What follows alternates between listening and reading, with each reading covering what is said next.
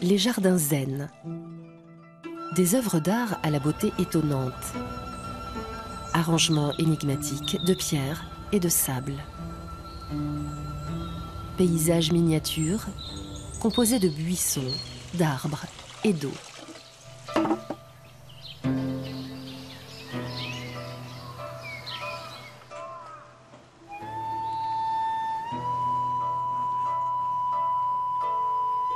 Ces jardins sont-ils davantage que de simples répliques de la nature? Les interprétations sont nombreuses, mais les mots sont-ils à même de décrire l'essence des jardins zen?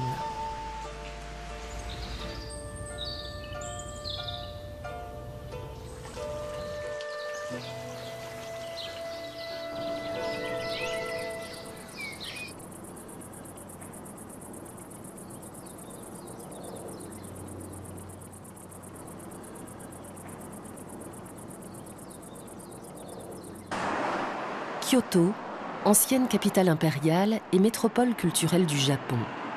Une fourmilière chaotique et bruyante, digne représentante du monde moderne.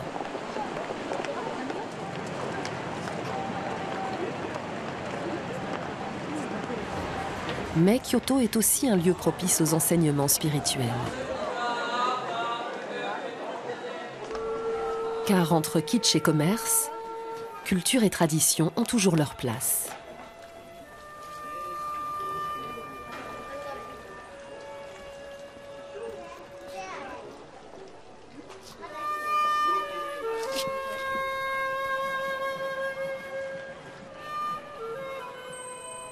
Un sanctuaire bouddhiste au cœur d'un temple de la consommation. Pour les Japonais, il n'y a là rien d'incompatible. La nature joue un rôle important dans leur vision traditionnelle du monde. Chaque printemps, la floraison des cerisiers mobilise toute la population. La beauté de la nature et son caractère éphémère renvoient les Japonais à leur propre fugacité. C'est sans doute pour cela que les jardins, considérés comme des duplicata de la nature, exercent sur eux un attrait si particulier. Le jardin de pierre du temple Ryoanji est probablement le plus célèbre et le plus visité du Japon. Il s'agit d'un kale sansui, un archétype du jardin japonais dépourvu d'eau, de plantes et d'arbres. Vraisemblablement aménagé à la fin du XVe siècle, la date exacte de sa création reste inconnue, tout comme son concepteur.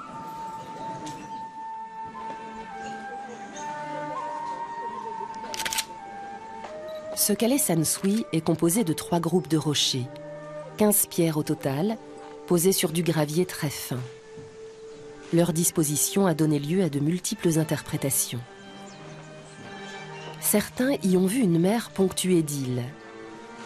D'autres, des sommets montagneux émergeant d'un océan de nuages. D'autres encore, une tigresse qui conduit ses petits en sécurité sur la rive. Mais aucune de ces interprétations n'a pu être validée, ce qui laisse la possibilité au visiteur d'y voir ce que bon lui semble, en fonction de ce qu'il ressent.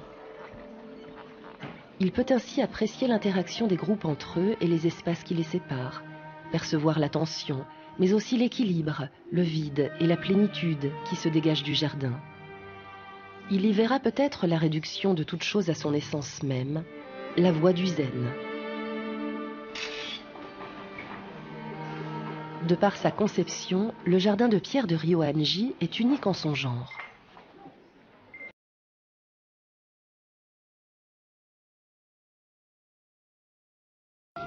Édifié au XIIIe siècle, Tofukuji est le temple principal de l'école Linzai, l'une des 3 écoles du bouddhisme zen. Comme beaucoup de temples à Kyoto, il a été victime d'un incendie et reconstruit au XVe siècle, agrémenté de nombreux bâtiments annexes et de jardins.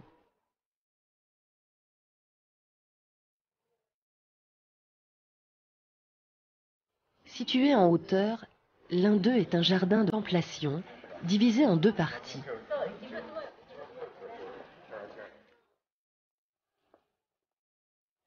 L'une est un jardin sec, composé d'une surface en gravier, ratissée en damier.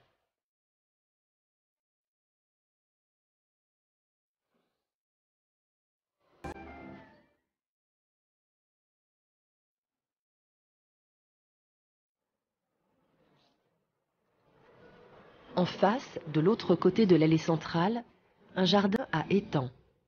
Ponts et passerelles y créent des perspectives qui agrandissent l'espace.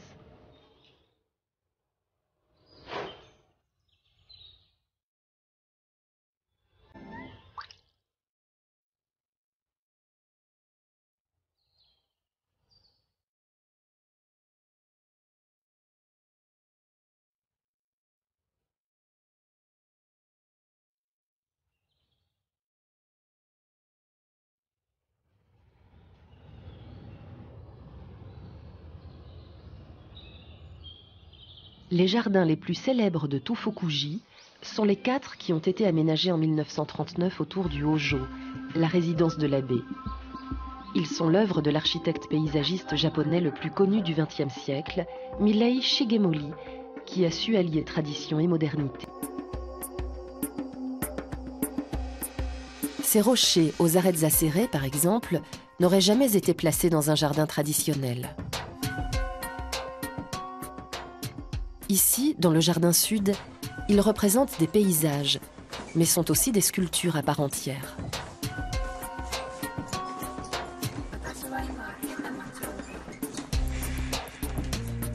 Les cercles et les vagues tracés dans le sable symbolisent la mer déchaînée.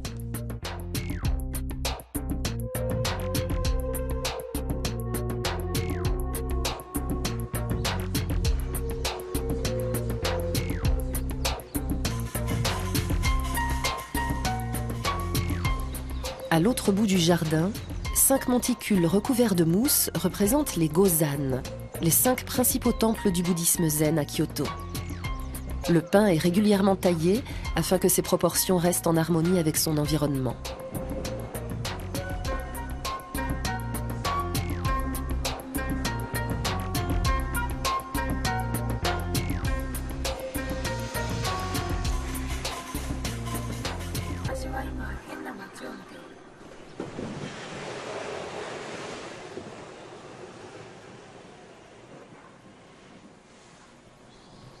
Dans le jardin est, des fragments de ponts recyclés représentent la constellation de la Grande Ourse. Ici, le gravier symbolise non pas l'eau, mais le firmament. Dans le bouddhisme, cette constellation est considérée comme l'un des sièges des divinités, le pôle nord céleste étant le centre de l'univers.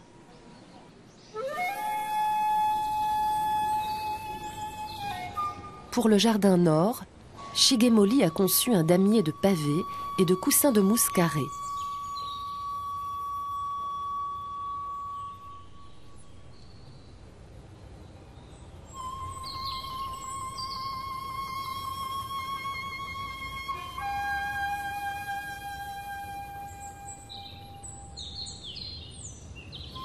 Le motif se dilue progressivement en direction du nord-ouest, créant une impression d'espace, presque d'immensité. Le jardin ouest est lui aussi un jardin sec. Les décors de ce genre sont innombrables à Kyoto.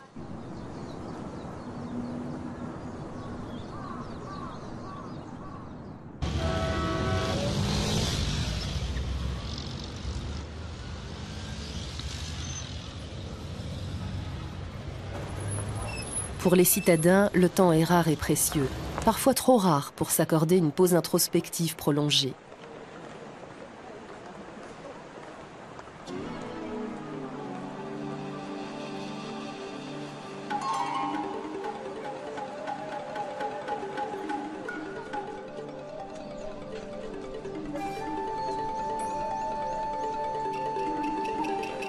Adossé à une colline à la périphérie de Kyoto, un temple ouvre ses portes à ceux qui souhaitent se recentrer sur eux-mêmes.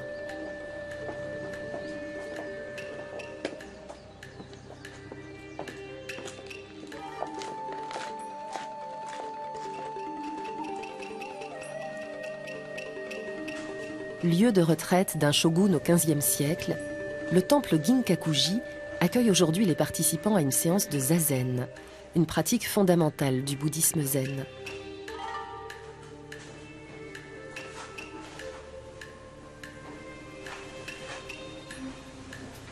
Za signifie assis, zen, méditation, concentration. Le but de cette pratique est d'unifier le corps et l'esprit.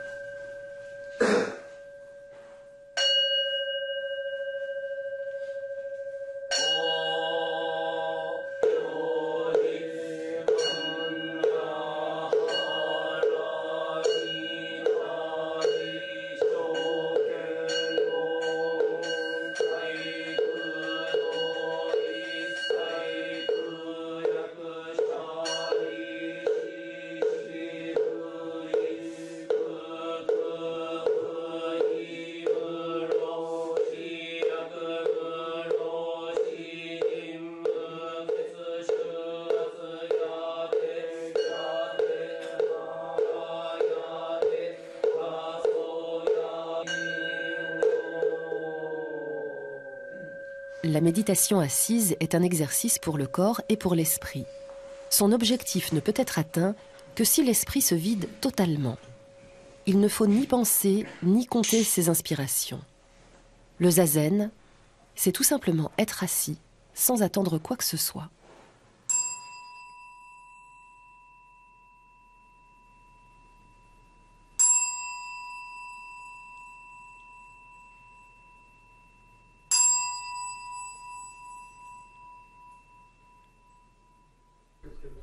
Je ne sais pas si un étranger peut comprendre le concept de Mu, un état d'âme qui relève du néant. L'expérience de cet état d'âme, même si elle n'aboutit pas, peut apaiser l'esprit. C'est pour cela que je pratique le zazen.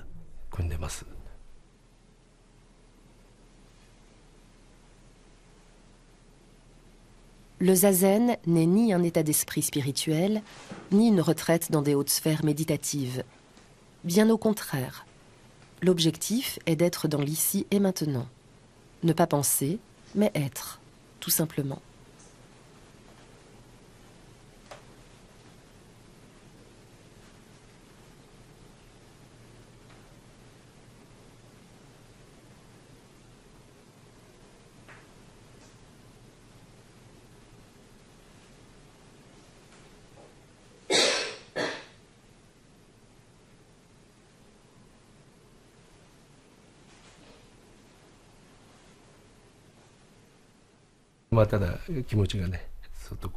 L'esprit s'apaise. C'est comme une délivrance.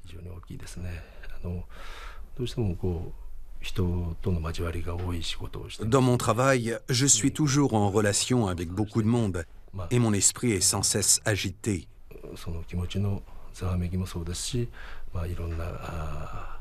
Le zazen fait partie de la culture japonaise et permet non seulement de maîtriser ses agitations, mais aussi toutes sortes de désirs.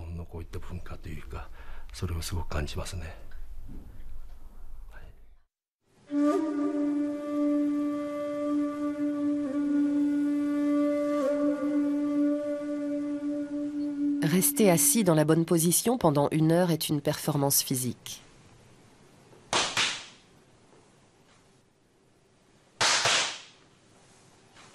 Parfois, le moine doit soulager une tension.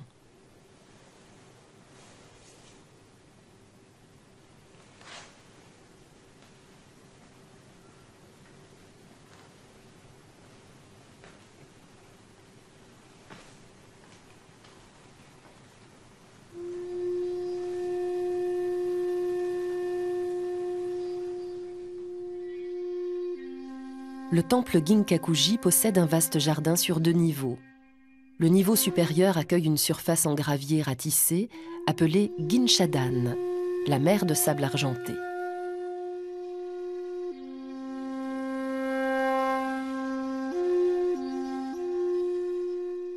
Devant le pavillon du shogun se dresse un cône de gravillon tronqué baptisé Kogetsudai, la colline pour admirer la lune. La légende dit que depuis son pavillon, le shogun admirait le clair de lune qui baignait cette plateforme.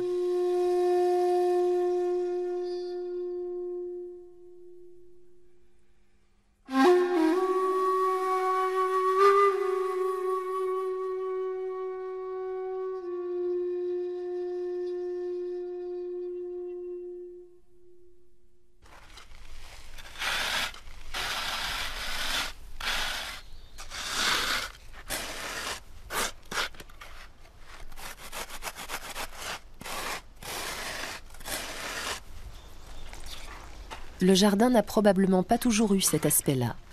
Depuis plus de 500 ans, il supporte averses, tempêtes, canicules et doit donc régulièrement être restauré et amélioré.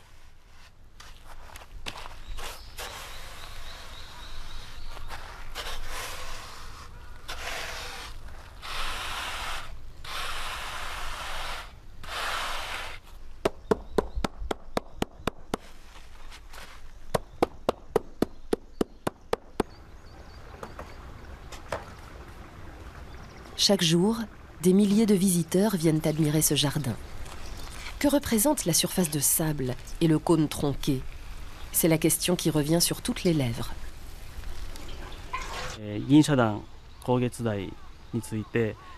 Je ne donne volontairement pas d'explication sur le Ginshadan et le Kogetsudai.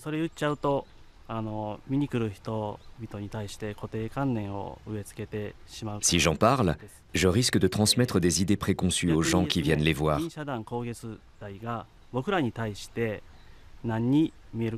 Car l'important est de chercher des réponses soi-même. Cette recherche fait partie du Ginshadan et du Kogetsudai.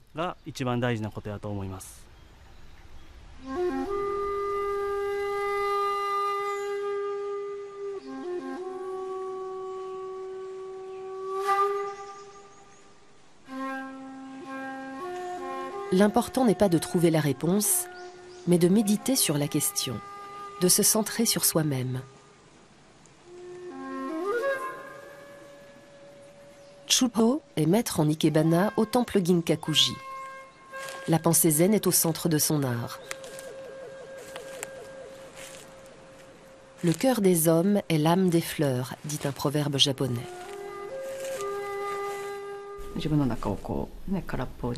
Il faut vider son esprit. Faire le vide ne veut pas dire que plus rien n'existe. Pour voir les choses d'une façon juste, il faut que l'esprit soit vierge, immaculé. Nous recevons toutes sortes d'informations visuelles ou sonores, et il est important de ne pas se laisser troubler.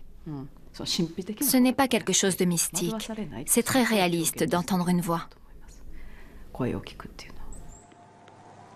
L'homme ne peut pas surpasser la perfection de la nature.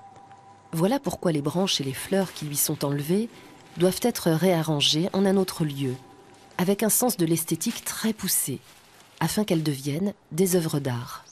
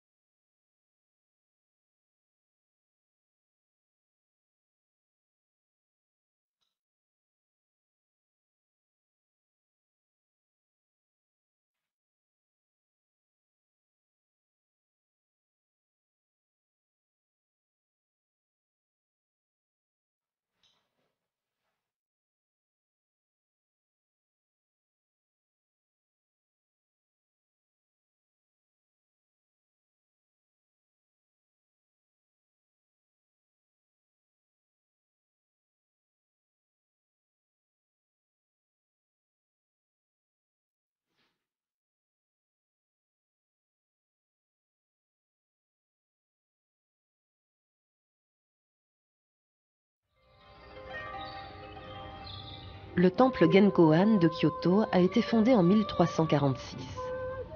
Il appartient aujourd'hui à l'école Soto, un autre grand courant du bouddhisme zen. Le terrain qui jouxte l'arrière du jardin principal est habilement intégré à ce dernier, créant ainsi une impression d'espace.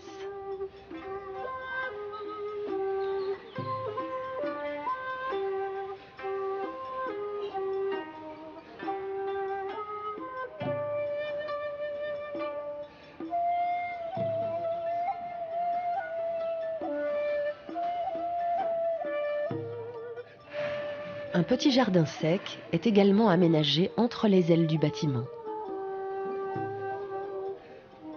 Le Bouddha a dit « L'illumination, c'est la fin de la souffrance ». 2 fenêtres ont été enchâssées dans une paroi extérieure. Nous appelons celle-ci la fenêtre de Hoen. Cette fenêtre carrée représente le monde dans lequel nous vivons, avec les souffrances expliquées par Bouddha. La naissance, le vieillissement, la maladie et la mort. Autrement dit, elle représente les 108 tourments que nous appelons Bonno.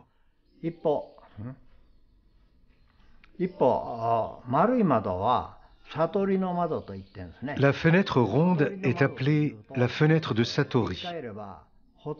Satori est une Nation de Bouddha qui a atteint la vérité absolue. Cette fenêtre représente aussi l'univers. L'univers n'a pas de limite. Il est immense et sans contour, et représente l'état extrême de la liberté et de la tolérance.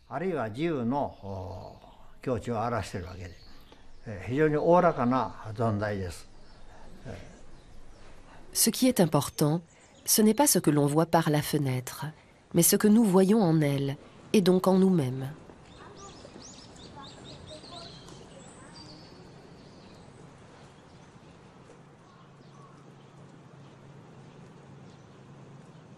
La propriété privée de Kedo, peintre, écrivain, compositeur et grand prêtre zen. Le refuge est bien protégé des bruits de la ville. C'est dans cette oasis que le prêtre pratique le zazen. Et pour lui, ce n'est pas une contradiction.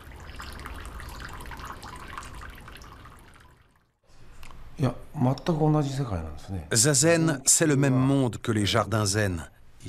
Ils sont faits de pierre et de sable. C'est un monde immuable où il n'y a pas de saison. Mais je ne fais pas zazen tous les jours de l'année. Quand je mange, que je discute avec des gens, c'est un autre monde.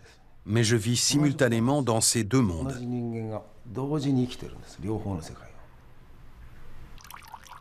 Quel est donc le véritable rôle des jardins zen ?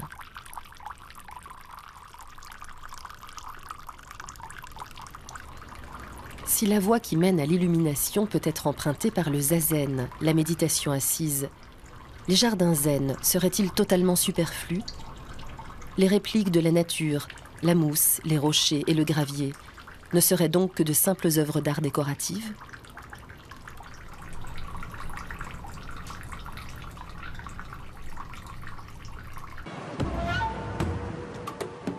La spiritualité semble avoir perdu beaucoup de terrain à Kyoto.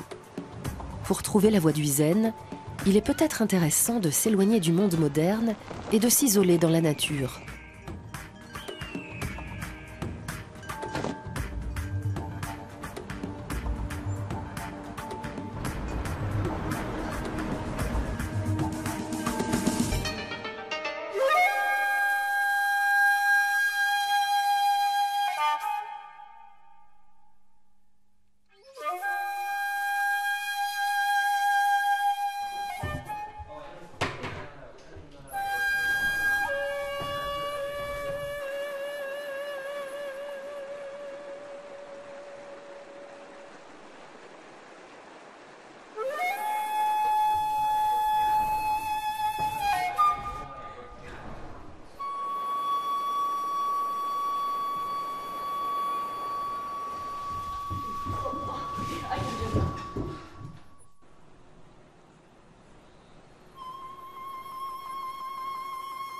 C'est non loin de la côte nord du Japon, sur un plateau montagneux difficile d'accès, que se dresse le temple zen Antaiji.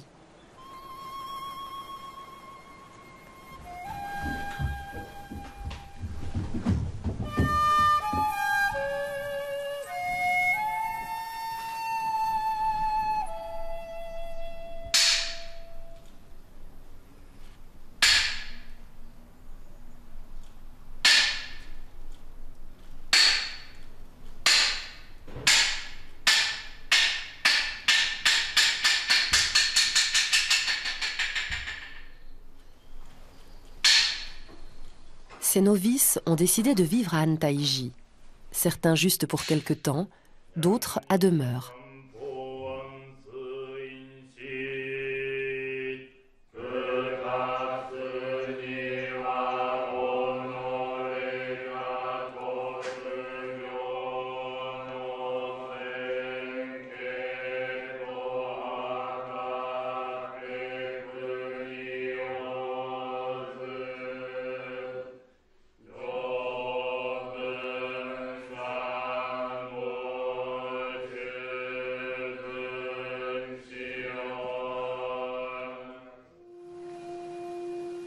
Jadis basé à Kyoto, le temple a été délocalisé dans les années 70. L'isolement dans ces montagnes semblait parfait pour un nouveau départ, selon les enseignements du Bouddha.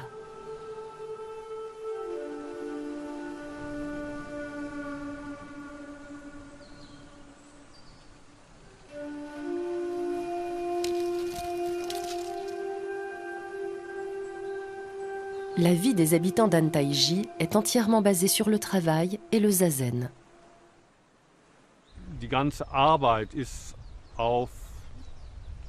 La totalité de nos tâches concerne les repas, la production de notre nourriture. Nous coupons aussi le bois pour nous chauffer et cuisiner. Et nous faisons toutes les réparations nécessaires dans le temple. Tous ces travaux très pratiques ont un but et un sens. Ils nous permettent de savoir très concrètement d'où viennent les choses qui nous maintiennent en vie. Quant aux tuiles sur le toit que nous avons au-dessus de nos têtes, nous sommes bien placés pour savoir qui les a posées. Mais notre vie serait très monotone si elle se limitait à cela. Pour équilibrer ces tâches matérielles, nous passons une grande partie de nos journées tout simplement assis sur un coussin. Si on me demandait « Dans quel but faites-vous cela ?», je répondrais « Aucun ».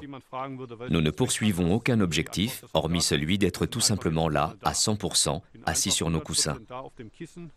Là, devant ce mur, notre corps et notre esprit ne font plus qu'un, sans nul autre objectif que de laisser passer le temps. Voilà ce que nous faisons 5 heures par jour pendant le zazen. Nous laissons défiler les minutes, tout simplement.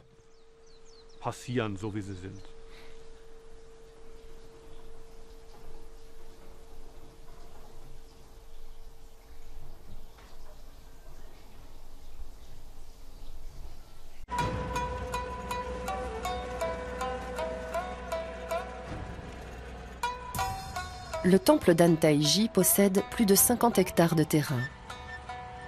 À Antaiji, la règle de base est de travailler dur, d'étudier le bouddhisme et de s'exercer au zen.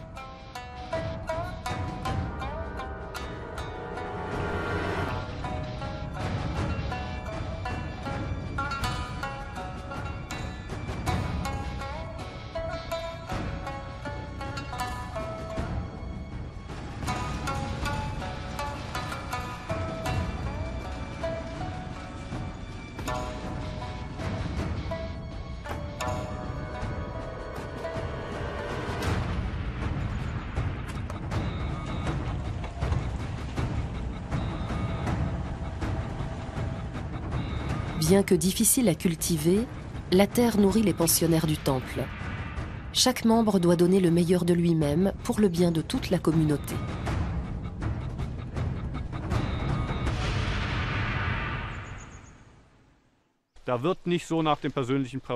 On fait ce qu'il y a à faire, sans prendre en compte les préférences de chacun.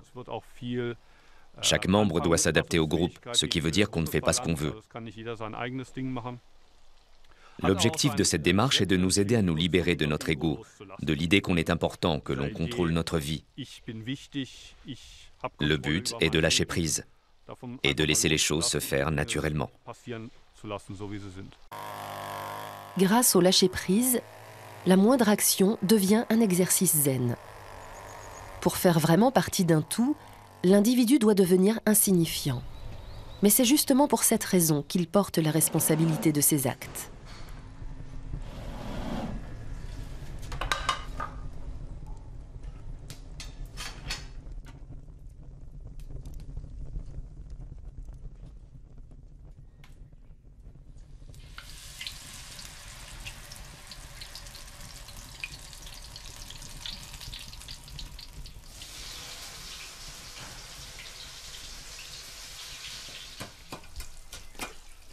Le jardin zen du temple doit être agrémenté d'un nouveau rocher.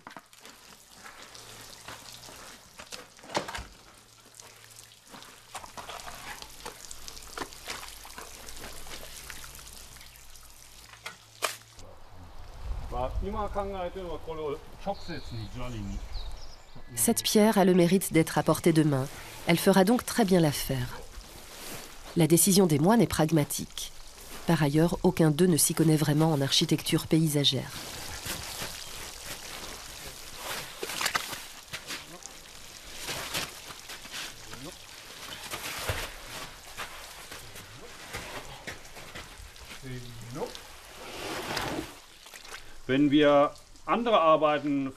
Quand on cultive notre potager ou que l'on cuisine, c'est tout aussi zen que ce que je suis en train de faire là. Aménager le jardin zen n'est pas plus zen que toutes les autres choses que nous faisons.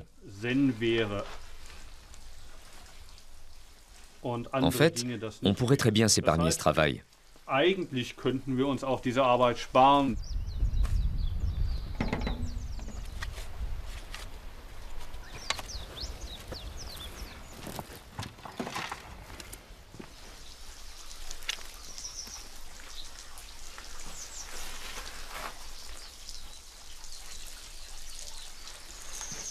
L'important, ce n'est pas ce que l'on fait, mais comment on le fait.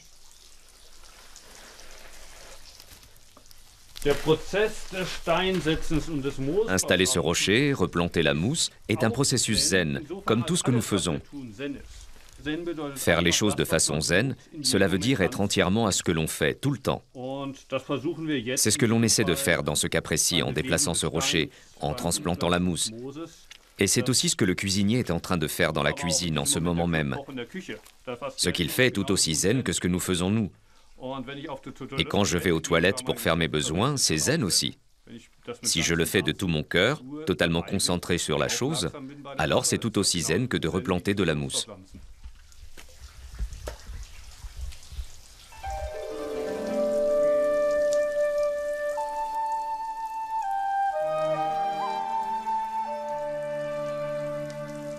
Lorsque la neige aura fondu, le jardin révélera l'intégralité de son visage.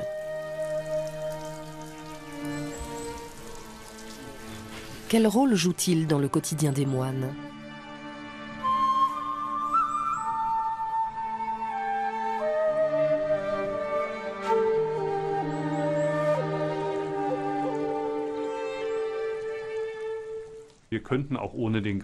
Je dirais qu'on pourrait s'en passer. Si on me demandait ce qui est plus important pour nous, le jardin zen ou le potager, je répondrais sans hésiter le potager. Quand je travaille au potager, il est bien entendu primordial que je veille à arracher les mauvaises herbes et pas les radis. Sinon, je n'aurais rien à manger. La communauté n'aurait rien à manger. Quand je ratisse le jardin zen, je suis concentré aussi. Mais au bout du compte, ce n'est pas vraiment important. Si des centaines de touristes venaient ici avec leurs appareils photo, alors là oui, il faudrait le faire pour les touristes. Mais c'est bien plus facile d'avoir du cœur à l'ouvrage dans le potager, car on sait que c'est cela qui nous nourrira.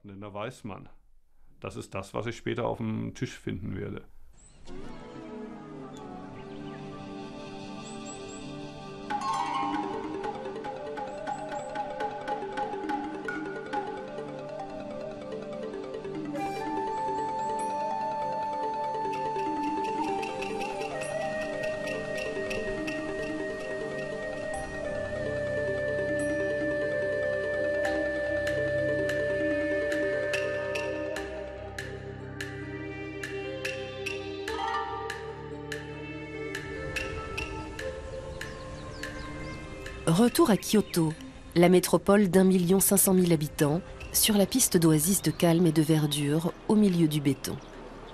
Elles sont pour la plupart bien cachées, dans de petites ruelles. Un jardin de thé devant un pavillon de thé. Le sado, la voie du thé, est l'une des 5 disciplines du zen. Et Soshusen, un maître de thé célèbre au Japon. Il supervise la préparation. Certains maîtres de thé interviennent aussi dans la décoration de la pièce, la forme des bols à thé et de la bouilloire, partant du principe que tout est lié. Soshusen divertit également les invités. L'atmosphère est détendue et feutrée. Pour entrer dans le pavillon de thé, il faut passer par le jardin, lieu de préparation à la cérémonie. La superficie du jardin de thé est minuscule, et pourtant il paraît vaste, parce qu'une grande ingéniosité y est déployée. Par exemple, sur le chemin de rocher, les pierres ne sont pas alignées, elles sont en zigzag. Les arbustes sont plantés de façon à occulter l'horizon. Un étang a été créé pour évoquer un fleuve, mais on ne met pas d'eau dedans, car sinon il sera réduit à sa réalité. Les pierres sont une allégorie de l'eau, et ainsi l'étang donne une impression d'océan. Si on y met de l'eau et des carpes, il ne pourra pas évoquer autre chose. Ce qui ne se voit pas est très important. Je pense que cela mène à la notion de néant, de la religion zen. Traverser le jardin doit permettre aux hôtes de se débarrasser de leur fardeau avant de pénétrer dans la maison de thé. Leur cœur doit se purifier et retrouver la sérénité. Si la préparation du thé est soumise à des règles strictes, elle n'a rien de sacré. La cérémonie se déroule dans une harmonie totale, qui doit se répercuter sur les participants. Les gestes de chacun sont fixés à l'avance, afin qu'aucun élément distinctif ne divise les hôtes.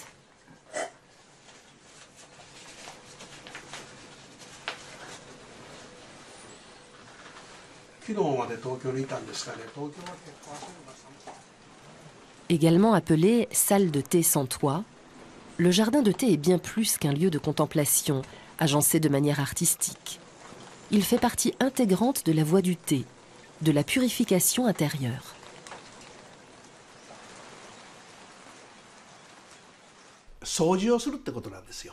Si je parle de nettoyage, il ne s'agit pas seulement de rendre son environnement propre, de nettoyer ce qui est visible. Il s'agit de balayer à l'intérieur de son cœur. Dans le zen, le premier entraînement consiste en des travaux ménagers. Et le plus important est le nettoyage des toilettes. Faire spontanément ce que les autres rechignent à faire aide à purifier l'esprit. Dans le jardin, il ne s'agit pas seulement d'enlever les impuretés, mais de nettoyer l'intérieur de son cœur en nettoyant le jardin. On dit souvent que le zen, c'est le nettoyage. Le temple est astiqué, la salle de thé et le jardin de thé sont impeccables.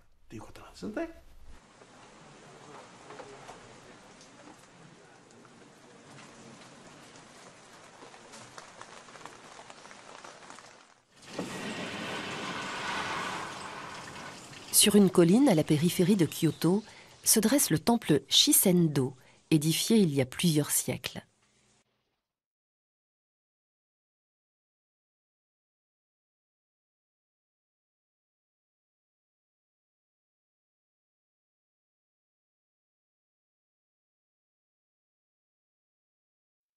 Il a d'abord été la résidence de Josan Ishikawa, un ancien samouraï qui le fit construire en 1641 et ne cessa d'agrandir le jardin.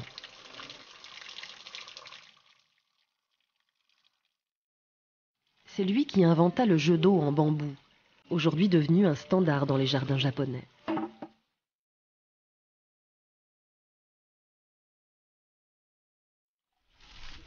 Devant la véranda du bâtiment principal, une variante inhabituelle du jardin sec a été aménagée.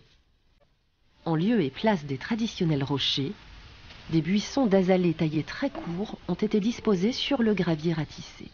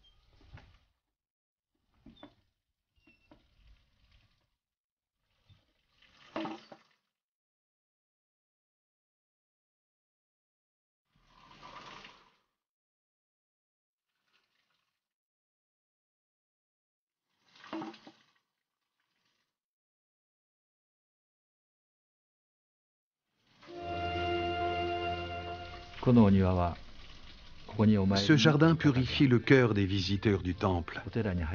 Quand ils le quittent, ils ne sont plus tels qu'ils sont entrés. Leur esprit est apaisé.